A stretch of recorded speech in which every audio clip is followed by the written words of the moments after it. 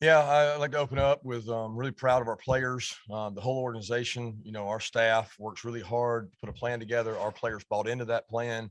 I came out from the very start and executed that defensively and offensively. Really had a great opening drive. I thought that set the tone for the game. I did not think we played as well in the second half as we're capable of, and got a little flat. But yeah, I appreciate the effort and the commitment to the players. Nobody understands how long a layoff that is and how many practices you got to continue to have. And they bought into that each day and came to work and answered a lot of questions that everybody had for them.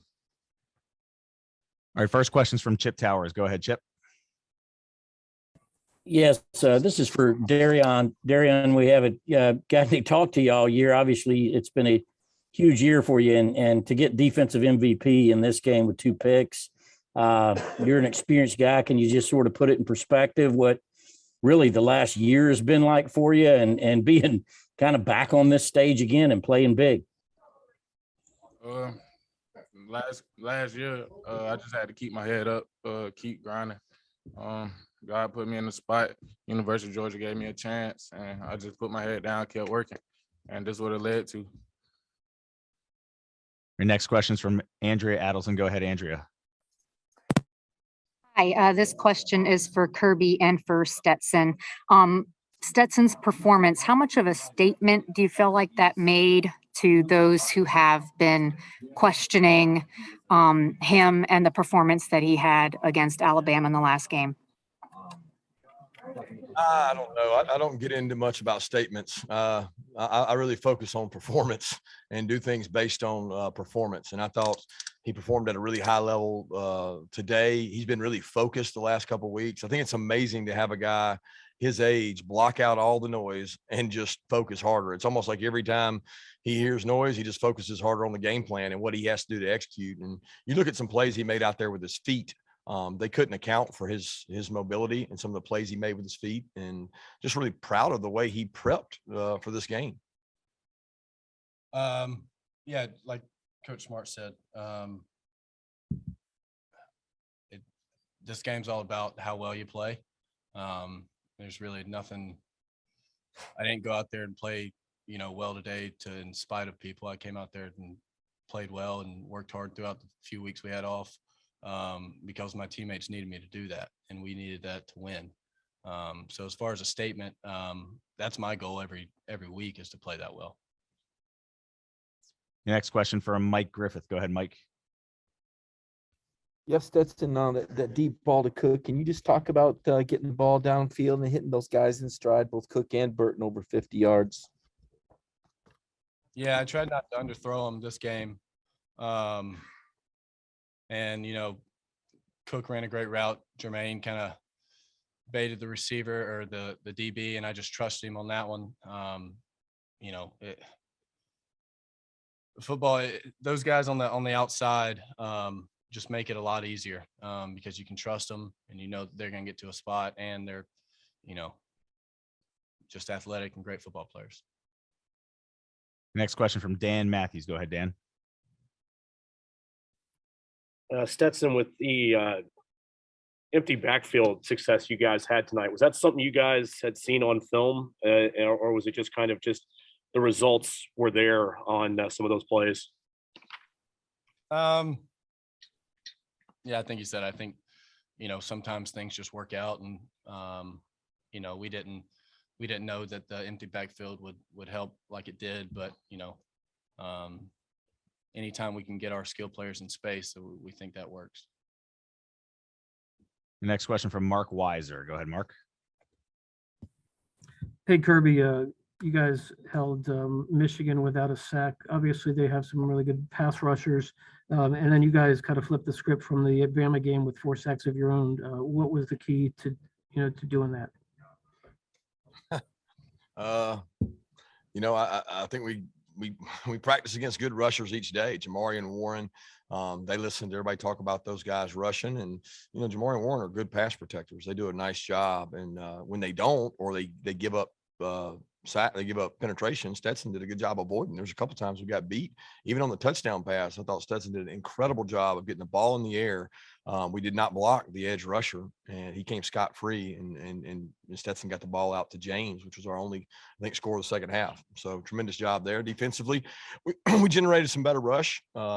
You know, and again, we have to be able to do that to be successful. Was it a magic potion, Mark? I don't think it was a magic potion. We called a lot of the same calls, you know, we called against Alabama, but the quarterback probably didn't escape as good as Alabama's did, and we finished a little better. Your next question for Jake Rowe. Go ahead, Jake.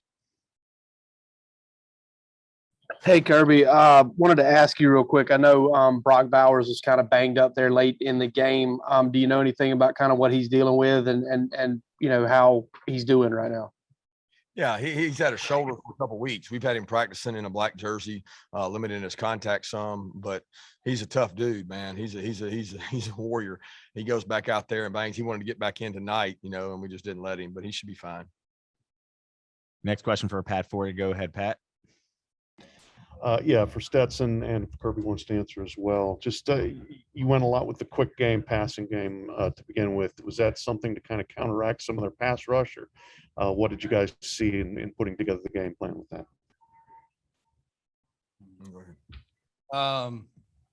You know, from I don't know, since the time football started spreading out and you start throwing the ball a little bit more, you have to account for the extra guy in the box, whether it's a blitzer or a down safety for your run game. And that was a bunch of the stuff that we did early on. And, you know, like I said earlier, when you get our guys out in space, especially with the blockers at the skill position that we have, good things happen.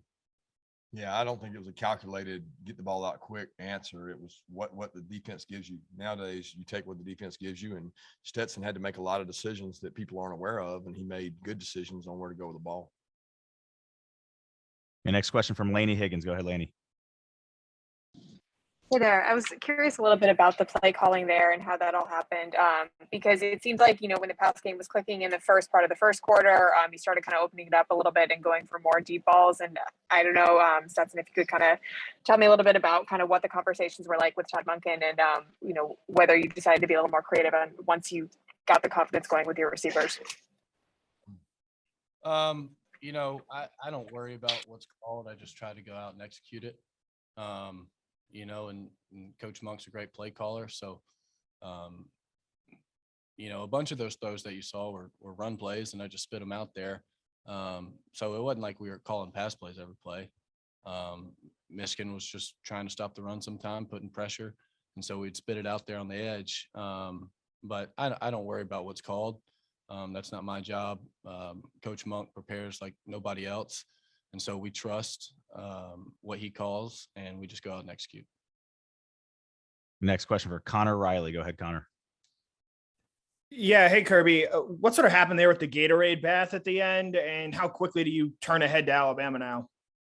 Yeah, I was wanting to get a real shower, not a Gatorade bath, because I want to get focused on Alabama. They got a 5-6 hour head start. So I'll be honest with you guys, I'm not interested in celebrating that. We'll look back on that win, and that'll be great. But we're focused on the task ahead. That's the objective, and that's what our guys, you know, they worked their tail off for 3 to 4 weeks to get this opportunity.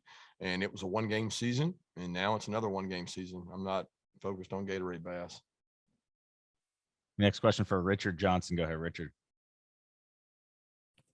Kirby, obviously, as that game gets out of hand, they're not really running the ball. But in the early going, is it any added juice for your defense for a team to face a team that really wants to run the ball? And they say that, you know, they came out early before the game with shirts that said "run the damn ball" on it. I don't know. I mean, there's a little chip on the shoulder of those defensive guys. I mean, their offense coordinators, the Royals Award over Coach Lanning, who we think did a hell of a job, and their offensive line, Joe Moore Award, and you know what? There's somebody that made that decision that's a lot smarter than me. But we got a hell of an offensive line too, and our guys played with a chip on their shoulder tonight. As DK did on defense, and all the defensive guys did, and they were kind of backed up by a great offensive effort. Next question for Mark Stallworth. Go ahead, Mark.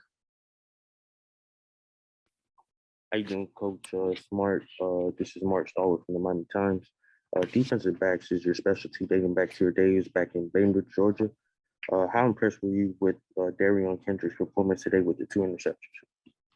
I'll tell you something about this man right here, DK. There's not a player on our team that prepares harder than he does. Okay. He comes to practice every day, gives his great effort, takes notes in meetings. I've never been around a kid that is so attentive in meetings at the corner position. You know, a lot of them just think, well, I got to go play man. He tunes in, and he's a competitor. There's never a walkthrough that he's not focused and locked in. So he set a great example for our other players. You know, he came from a really good program. He came from where they play really good defense. He fit right in with our guys, and he's been a tremendous leader. And I'm really proud of everything. He's got a lot of the accolades and just the things he deserved tonight in the form of interceptions. He hadn't got those rewards in the past, but he's played really well. Next question for Anthony Dasher. Go ahead, Anthony.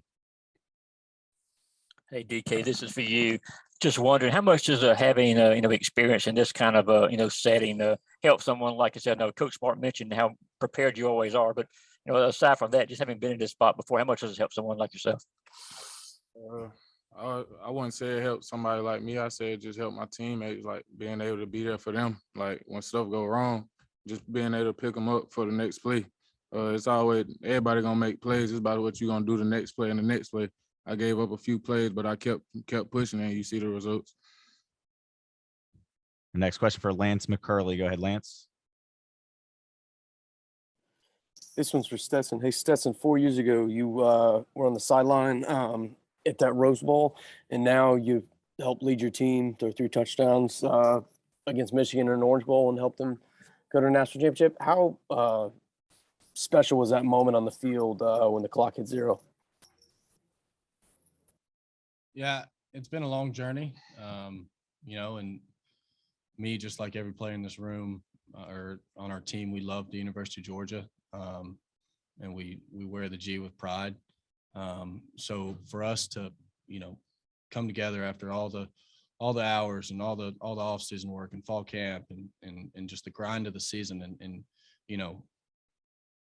be able to, give ourselves a chance to go to a national championship. It's pretty special.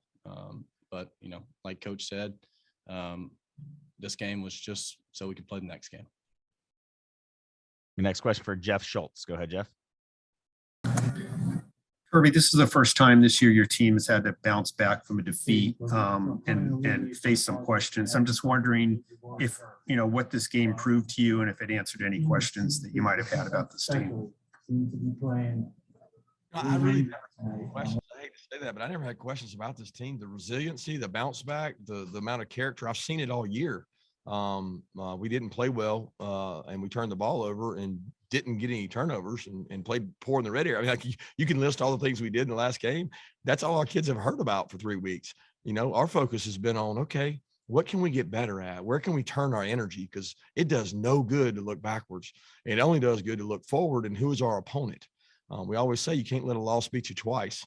And we didn't let that happen today. And now we get to focus our energy on a really good football team. And that's where we'll turn our head and attention now.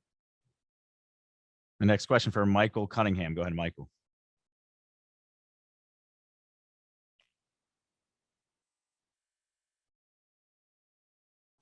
This question's for Derion. Can you hear me? Yeah, we can hear you. Okay.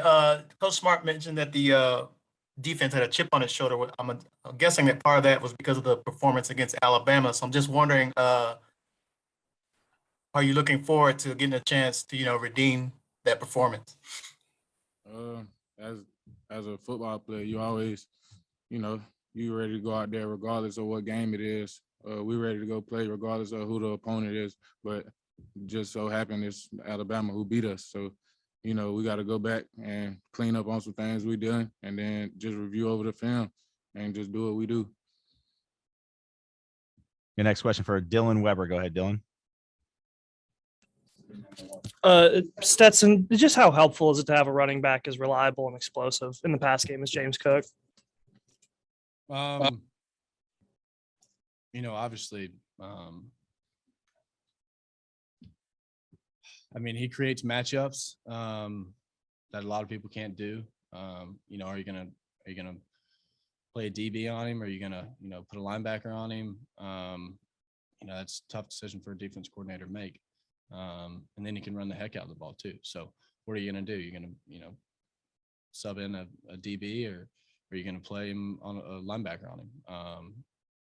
And he's a special talent, and, I'm sure he was happy with the game he had here at home. All right, we'll take a couple more questions. Next one's from Dennis Dodd. Go ahead, Dennis. Stetson, I'm wondering if you could have imagined, I guess, this moment 5 years ago when you were with the team at the Rose Bowl.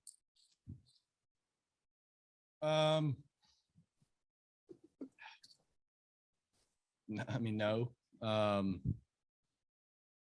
No.